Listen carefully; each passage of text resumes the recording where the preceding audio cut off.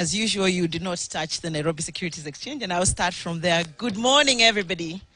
The way to tell how an economy is doing, really, in simple language, is to look at what's going on in its securities market. For instance, how is the NSE 20 share index and all share index doing? Now, the last year, both the NSE 20 share index and the NSE all share index have dropped to the point of 30%. Now, the story is with, if you look at, for instance, market capitalization, meaning the value of the shares that are in the market. If you look at market capitalization, this last year of Kenya Kwanza regime, market capitalization in the NSE has gone down about 29-30%. Meaning, whatever you had put, if you had, for instance, put in 1 million shillings in the NSE, it is now less in terms of value. If you sold it, you would lose 30% of that. Million shillings, that means you'd lose how much? 300,000. So your worth is now 700,000. That is what is going on in the Nairobi Securities Exchange. And it is not about the earnings. It's not that the companies that are listed are not profitable. They are profitable. In fact, the profitability has remained steady at about 60%. However, the price to earnings ratio has been halved from 5.3 times. I mean, at the last 3 years of Uhuru's regime, the price to earnings ratio has been about 10 times. Meaning, your price, the share you buy, you will earn at least 10 times more in earnings of the share price that you get. That is now down to 5 times in the last year. So the NSE is a barometer. There you will tell exactly how Ruto's regime has done substantively on matters economy. I want to address just 3 issues in the social pillar, and I'll start with the education sector. As people who have looked at this sector, you will realize in the last year, the education sector has been perhaps one of the most disastrous sectors. In fact, we are saying that it has been so disastrous that even Parliament themselves said that the 2022 examinations were the worst conducted. They were marred with malpractices. Cheating is back. Now, you know, the area where the CS is from or government officials are from must be ranked higher in examinations, and we have seen that.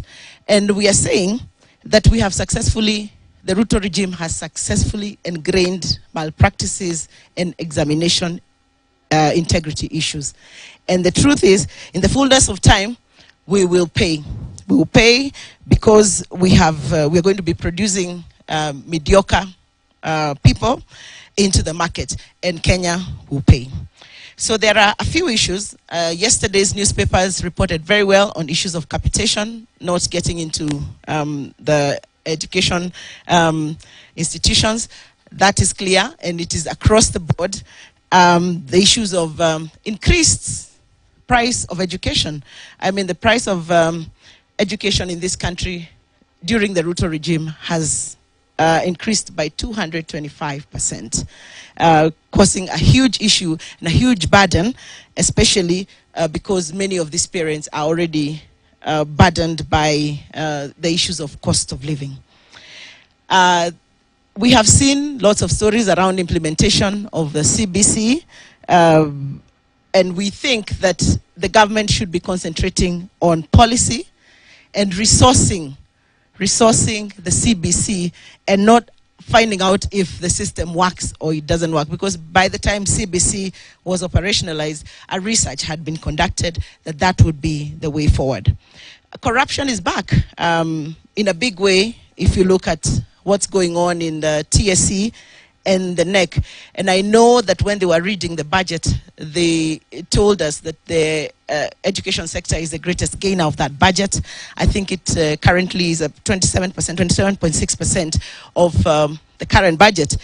And this money is going to TSE. However, the money is going to pay teachers to get more, to advance their popularist sort of agenda.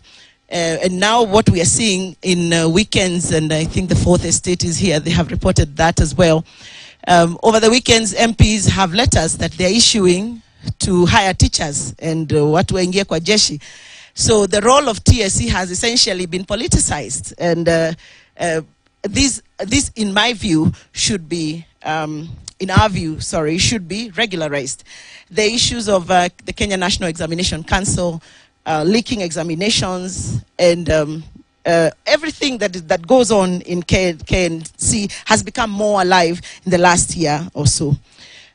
Issues of inequality in education between public and private schools, both in the quality of education and access, have been more pronounced this year. We are seeing a government that promised, and on the right side of my slide, you will see the many promises, and I know the media has highlighted that a lot of times. But one that is clear is that they actually had indicated that they would invest in research and bring to life the Science Technology Innovations Act of 2013, that then proposes an increase of resources, the resources that go into research, from 0.8% of the GDP to 2% of the GDP, which has not happened, essentially. If we go into health, health has been another disaster. What this regime is trying to do is claw back on devolution. Health is a devolved function. And we realize that it was devolved, however, the resources have remained at the top. This last budget, 37 billion, was put to the national government. What business does the national government have to do with health when the people dealing with healthcare are the governors? So we have seen issues of clawing back on devolution, especially in the health sector. The other day you had the CS mention that they would like to now establish an emergency fund. I mean, it's the most obnoxious thing that can happen. If you have an emergency today in the village, do you go to Kenyatta Hospital in Nairobi, or do you go to the dispensary next to you? You go to the dispensary next to you. So what the government should actually be doing is to strengthen primary health care, so that if there is an emergency, then the person goes and is treated at the primary level. That's not happening. We are seeing the funds being retained at the national government level. It has been established that universal health coverage across the globe is the way to go. Now, in Huru's regime, there was 4 pilot counties that had been earmarked to pilot universal health coverage. I come from Nyeri, which was one of the pilot counties. Now, in that 1 year, we were able to conduct a research that then determined how many indigents, how many people cannot pay for healthcare. The same was handed over, we want to believe, to Ruto's regime. So we want to ask, what happened to universal health coverage? When they report about it these days, it sounds like a new phenomenon that they're not understanding. And ideally, all the research said was strengthen the primary healthcare system. Give more money to the dispensaries, to the health centers, and to the community health volunteers and the community health workers. One of the promises that they had made was that they would have a core pay system between national government and county government on how CHVs are paid. That we have not seen work, because governors are the ones in charge of, primary health care. The truth of the matter is that there's been a 200% increase of primary health care prices across the country. If you go to the dispensary next to you, and it's your homework this weekend, what you are paying 50 shillings to access, they call it a card, tunalipa pesa ya card, it's a copy really. Today is about 200 shillings. So there's a 200% increase of primary health care. So essentially, what does that do? It limits access, and it limits people from accessing healthcare. The collapse of NHIF, we have all seen what's been going on with NHIF. They had promised that, in fact, NHIF would be free by December of 2022. That is a promise on record. We have seen them dancing around the issue, cutting it up into different funds that really don't make sense. And all we are saying is NHIF requires just a little structuring, and it was working perfectly. If you listen to the CS, and she said that it was structured for employed people, that there's nothing that is further from the truth. because people who are not employed were paying NHIF through a pay bill, and that would have just worked perfectly. The issues of go-slows, you've seen the go-slows, and go-slows are occasioned by delays in salaries across, across all spectra. Make your dispensary is open, like my dispensary in my village is opened 2 days in a week.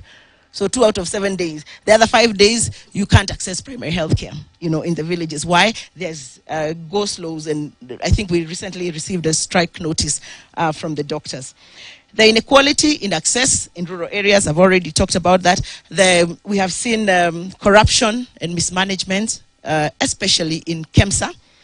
The resource allocation, like I alluded to before, in counties, to counties, and the UHC agenda, which has remained by and large undone.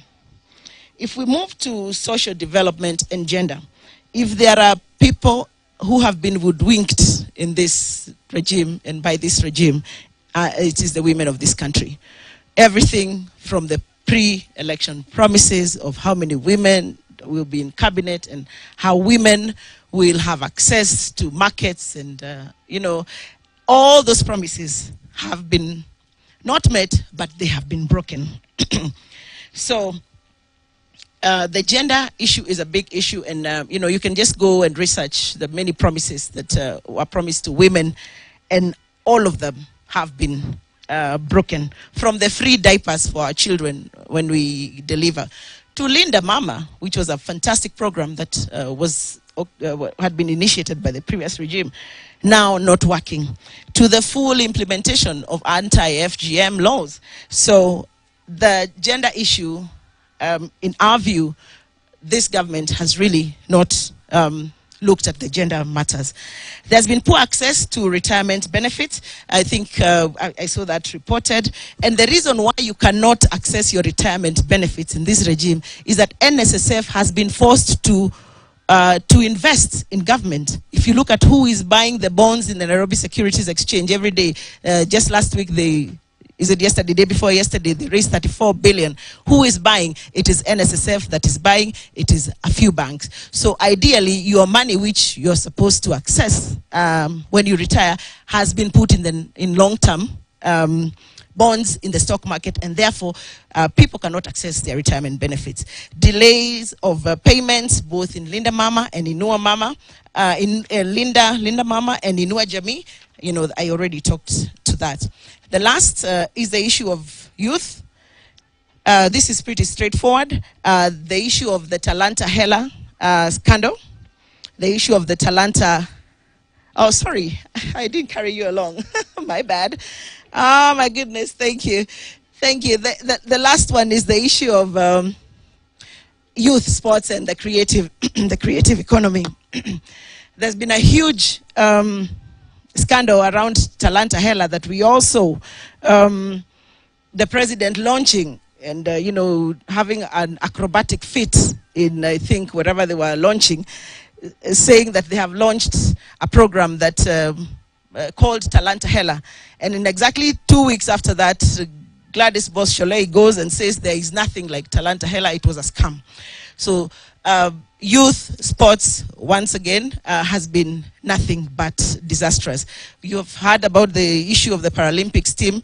There are athletes complaining of delayed payments or non-payments at all, corruption and mismanagement of their funds against a myriad of promises that included even free internet in all markets and in all schools within first 100 days of these people being in government. So I'll not go through the promises, but in our view, the youth, sports, and the creative economy, which was a great ticket item for them, remains largely undone.